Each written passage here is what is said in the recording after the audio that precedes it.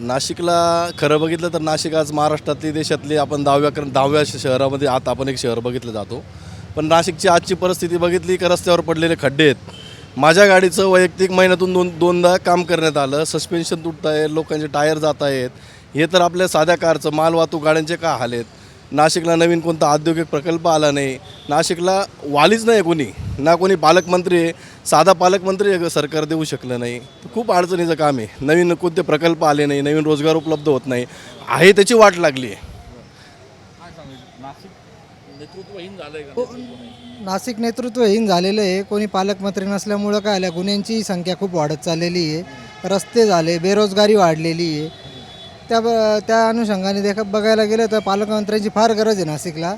पण ते का होत नाही तेच समजत नाही त्याचं खरं कारण. असं वाटतंय का एकीकडे कोकाटेंना अटक होतीये, म्हणजे कोकाटेंचा राजीनामा झाला आहे, भुजबळ आजारी आहेत, नाशिकला पालकमंत्री नाही आहेत, नाशिककर त्रस्त आहेत वेगवेगळ्या विषयांनी. नाशिकला पालकमंत्री नाही आहे ही खरी तर खंतेचा विषय आहे. पण नाशिकला एक असा राजकीय नेता हवा जो आपल्याला इंडस्ट्री आणि शैक्षणिक याच्यात नाशिक हे आपल्याला उच्चस्तरीय नेलं पाहिजे. हे तितकंच खरं आहे. जसे डॉक्टर वसंतराव पवार झाले, यांनी आपल्या नाशिकसाठी शैक्षणिक क्षेत्रात फार मोठं काम केलं. डॉक्टर DS आहेर झाले. असे नेते नाशिकाला लाभण्याची गरज आहे असं मला वाटतं. तुम्हाला हो, नाशिकमध्ये कुठल्याच प्रकारचं चांगलं नेतृत्व सध्या तरी दिसत नाही आहे आणि चांगल्या कुशल नेतृत्वाची फार गरज आहे नाशिकमध्ये. नगरपालिकाचे इलेक्शन 3 वर्षापासून नाही, कोणी लक्ष द्यायला तयार नाही. आम माणसांची ज्या समस्या आहे त्याच्याकडे कोणी लक्ष द्यायला तयार नाही. रस्त्यांची दुरावस्था झालेली आहे. सिंहस्थाचे कामं चालू झाले पण अजून पालकमंत्री नाही नाशिकला पूर्ण वेळ. ही नाशिकची मोठी समस्या आहे.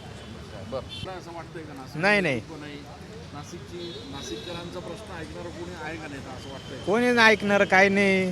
पूर्ण ट्रॅफिक झाले, काय काही द्वारका सर्कल तर पूर्ण काम चालू आहे. सर्व पोलिसांनी उभं राहिलं पाहिजे 4-4 जागी. जरा नेता आलेला उभे राहतात 4-4 जण, असं 2-2 जण. आता हे दुसरे पण राहतात ट्रॅफिकवाले बघा, त्यांना काही नसतं ते बी राहतात. तसे 2-2 माणसं वाढून द्यायला पाहिजे. असं करा काय नेतृत्वहीन झालंय असं वाटतंय का? म्हणजे नाशिकला आता नेता राहिलेला नाही आहे. म्हणजे एकीकडे भुजबळ आजारी आहेत, भुजबळांचं नेतृत्व होतं, राज ठाकरे नाही आहेत, किंवा आता माणिकराव कोकाटेंवर गुन्हे दाखल आहेत. नाशिककरांची व्यथा ऐकणारा नेता आहे का कोणी असं वाटतंय? किंवा आत्ता काय परिस्थिती तर आपण पाहतोच आहे ना. नेते बदलत आहेत नेहमी, सत्ता बदलते नेहमी, पक्षात किती बदल घडत आहेत. त्यामुळे जनता तर अनाथ पहिल्यापासून आहेच, आताही आहेच. जनतेला वाली नाहीच आहे कोणी. याच्यामध्ये वंशम परंपरेने जे राजकारण चालू आहे त्याचा हा दुष्परिणाम आहे. लोकांचा या राजकारण्यावर अजिबात विश्वास राहिलेला नाही. आणि पालकमंत्री होण्यासाठी जी चढाओढ आहे त्याचं मूळ कारण कुंभमेळा आहे. कुंभमेळ्यामध्ये हजारो कोट्यावधी रुपये येणार आहेत. मला सांगा, मागचा कुंभमेळा आणि हा कुंभमेळा याच्यामध्ये एवढी चढाओढ का?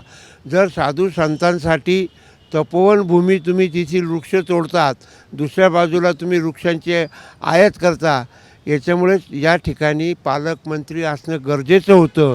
परंतु या ठिकाणी पालकमंत्री न नेमता त्यांनी कुंभमेळा मंत्री नेमला. याच्या मागचं कारण काय? या प्रश्नाचं उत्तर नाशिककरांना सापडणार नाही. परंतु आज नाशिकचा जो विकास आहे, औद्योगिक विकासही थांबलेला आहे, शैक्षणिक विकास थांबलेला आहे. त्याचबरोबर सामाजिक जे काही प्रवृत्ती आहेत, आता तुम्ही बलात्कारासारख्या ज्या घटना आहेत त्या इतक्या भयानक वाढल्या आहेत की त्या घटनांना काही लिमिट नाही. आता वाहतुकीच्या ज्या काही बाबी आहेत त्या वाहतुकीच्या घटनासुद्धा फार अतिशय धोकेदायक झालेल्या आहेत. ज्येष्ठ लोकांना बाहेर फिरणंसुद्धा फार अवघड झालेलं आहे. रिक्षा आता या ठिकाणी बऱ्याचशा चौकामध्ये अजूनही सिग्नल नाहीत. आणि अशा प्रकारच्या खूप काही योजना आहेत.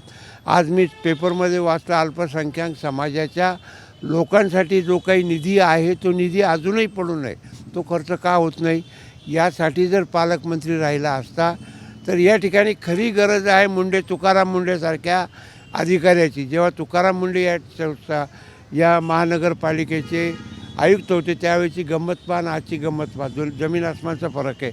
परंतु समाजामध्ये शासनामध्ये प्रामाणिक माणसाची किंमत नाही हे तुकाराम मुंडेच्या याच्यावरून आपल्या लक्षात येईल. आणि माझ्या माहितीप्रमाणे कुंभमेळा संपेपर्यंत या ठिकाणी पालकमंत्री येणार नाही.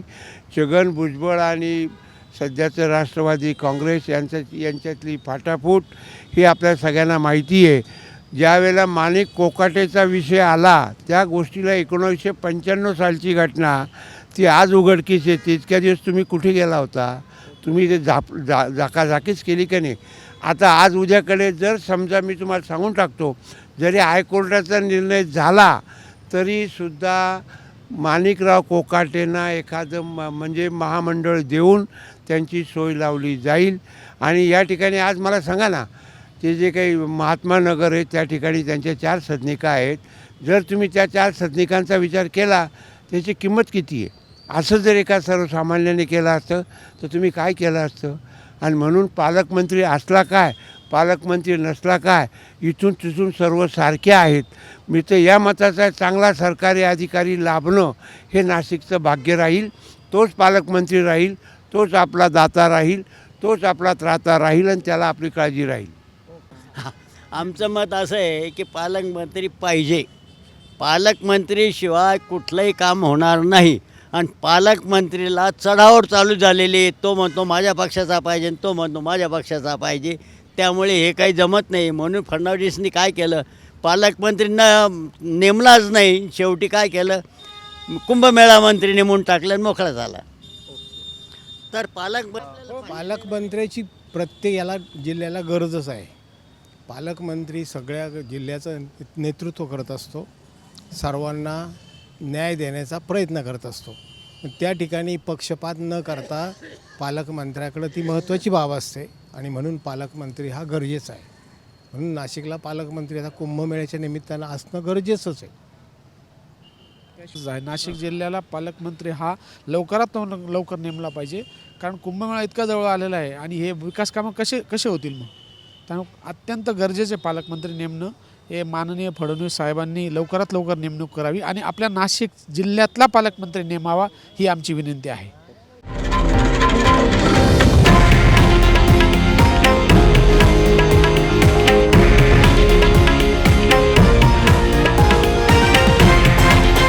हे आहे देशातील नंबर 1 न्यूज नेटवर्क आणि आपण पाहत आहात TV9 मराठी, एकमेव.